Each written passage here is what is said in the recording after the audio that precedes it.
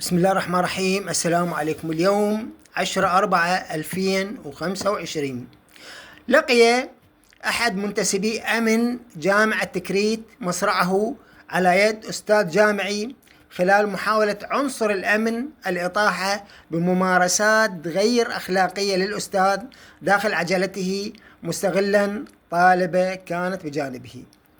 وقال المصدر إن الشاب مصطفى الجميلي أحد منتسبي الأمن في جامعة تكريت بعد ورود معلومات عن سيارة مظللة مشبوهة توجه إليها وطالب سائقها بفتح زجاج السيارة، مشيرا إلى أن صاحب السيارة امتنع عن فتح زجاج السيارة وهرب مسرعا، مما تسبب بصدم الشاب مصطفى الذي وافته المنية.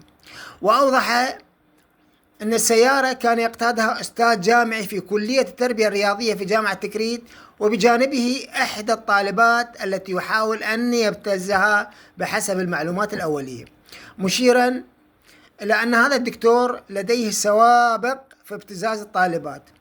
روى عن الشاب المصدوم أن سيارة جاني تحتوي على كاميرات داخل السيارة وأفرشة وسكين، مبينا أن السيارة محجوزة حاليا، وكذلك الأستاذ الجامعي في التوقيف. شكرا.